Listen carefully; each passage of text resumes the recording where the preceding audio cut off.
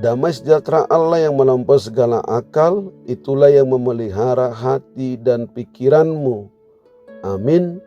Firman Tuhan yang menyapa kehidupan kita pada awal Maret 2022 ini, 1 Maret 2022, tertulis dalam surat kiriman Rasul Paulus yang pertama ke jemaat Korintus, 1 Korintus 10 ayat 13. Demikian firman Tuhan. Pencobaan-pencobaan yang kamu alami ialah pencobaan-pencobaan biasa yang tidak melebihi kekuatan manusia. Sebab Allah setia, dan karena itu Ia tidak akan membiarkan kamu dicobai melampaui kekuatanmu. Pada waktu kamu dicobai, Ia akan memberikan kepadamu jalan keluar sehingga kamu dapat menanggungnya. Dalam bahasa Batak dikatakan, ola pangujunan na patut dijolma do naung mangonai tuhamu. Haposa do debata dang loason na hamu ujunan lobisian gugumuna.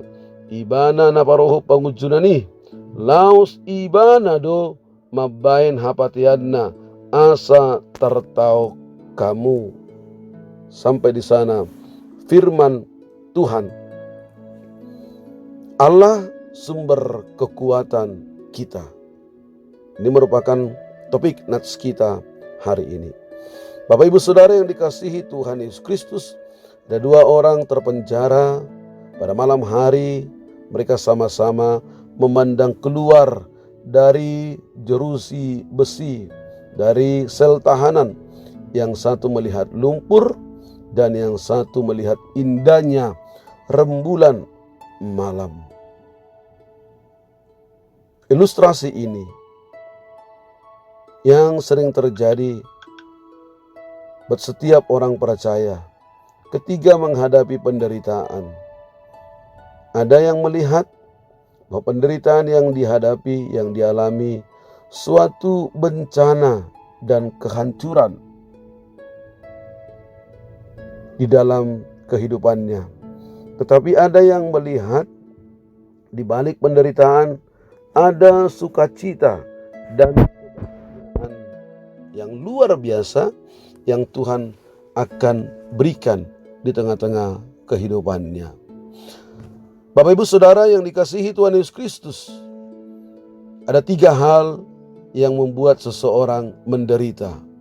Yang pertama berasal dari dirinya sendiri.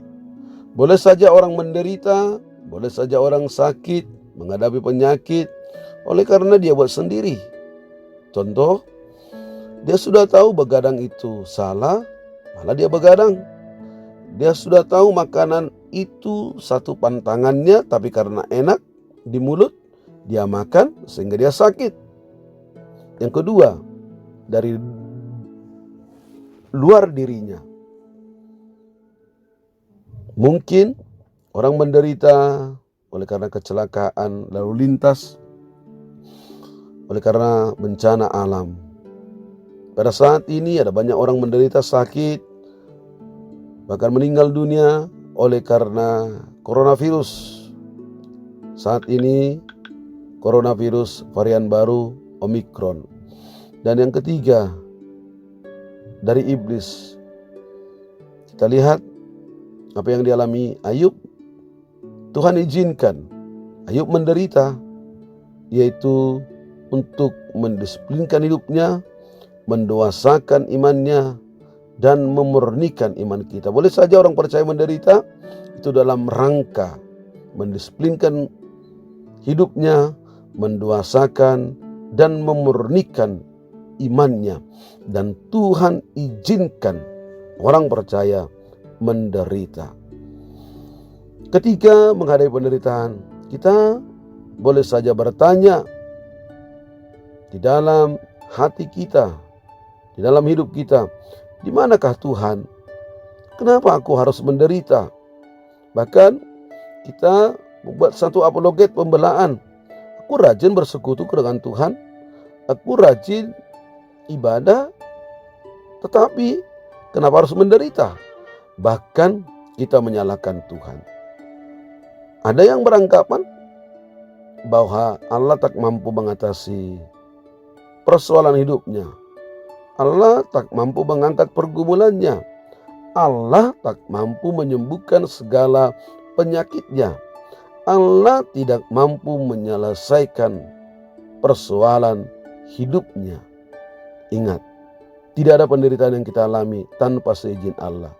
Dan ingat, tujuan akhir dari penderitaan itu adalah kebaikan. Bapak, Ibu, Saudara yang dikasihi Tuhan Yesus Kristus, sikap kita atau respon orang percaya menghadapi penderitaan, menghadapi pergumulan hidup, menghadapi persoalan hidup, menghadapi penyakit di tengah-tengah kehidupannya, ada dua hal. Pertama, sikap orang percaya tetap teguh menghadapi penderitaan.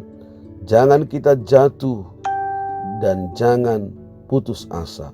1 Korintus 10 ayat 12. Teruslah giat berlatih untuk teguh dalam penderitaan agar kita tidak jatuh ketika penderitaan itu datang. Yang kedua, ketahuilah kalau penderitaan, pencobaan yang kita alami itu biasa, umum dan tidak istimewa.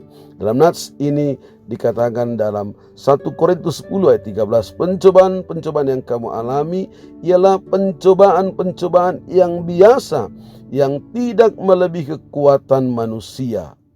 Sebab Allah setia dan karena itu Ia tidak akan membiarkan kamu dicobai melampaui kekuatanmu. Pada waktu kamu dicobai, Ia akan memberikan kepadamu jalan keluar sehingga kamu dapat menanggungnya. Kita tidak perlu gentar, kita tidak perlu khawatir karena Allah setia, tidak akan biarkan kita dicobai melampaui kemampuan kita, dan Tuhan akan memberi petunjuk, solusi atau jalan keluar. Ingatlah, di dalam situasi sesulit apapun Allah menyertai kita. Allah bersama dengan kita.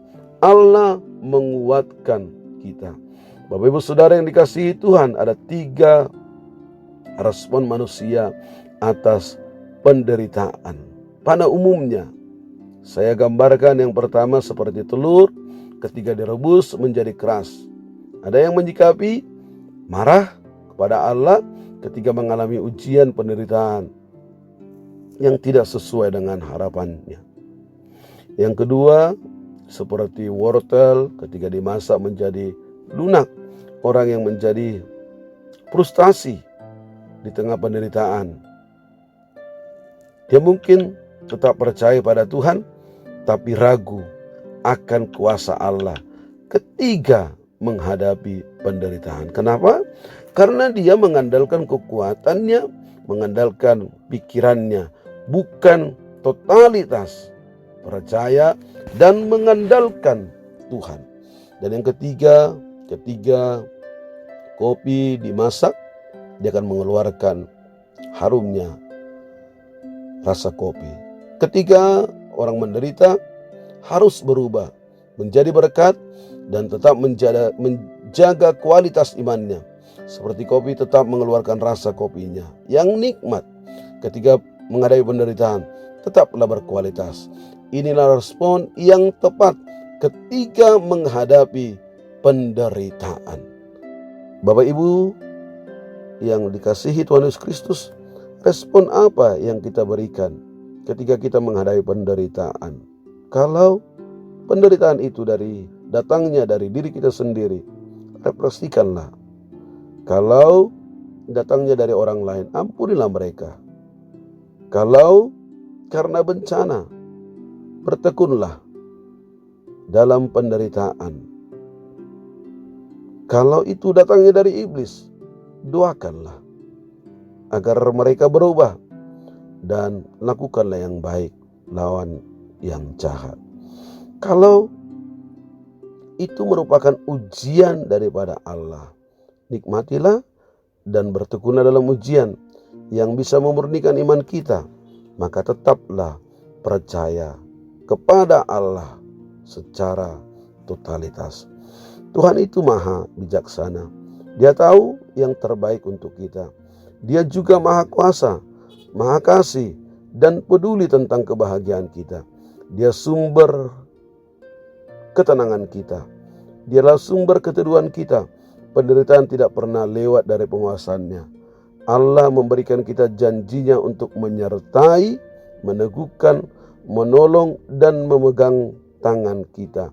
Yesaya 41 ayat 10. Oleh sebab itu, apa yang kita takuti dalam hidup ini, percayalah pada Allah, sumber kekuatan kita.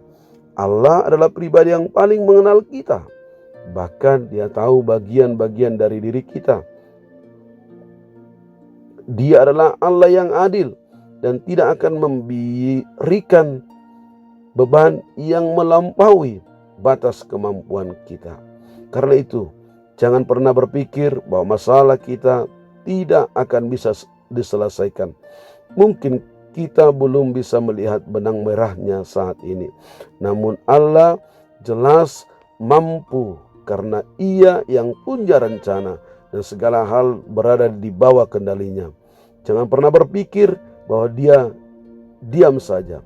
Percayalah bahwa Dia bekerja untuk kita. Kalau kita terus setia dan bersandar kepadanya, kita akan merasakan buah yang manis di akhirnya. Dan Tuhan pasti melepaskan kita dari penderitaan kalau kita berserah, bergantung, dan memohon pertolongan darinya. Apapun yang kamu alami pada saat ini, kamu sakit, kamu menderita, ingat, berserahlah kepada Tuhan, bergantunglah kepada Tuhan, dan mohonlah pertolongan dari Tuhan. Tuhan mampu menyelesaikan pergumulanmu. Tuhan mampu mengangkat segala penyakitmu. Tuhan mampu mengangkat segala persoalan hidupmu, pergumulan hidupmu. Tuhan menguatkanmu. Amin. Tuhan menyertai, menguatkan, dan memberkati setiap aktivitasmu hari ini. Tuhan mengangkat segala penyakit dan pergumulanmu. Amin.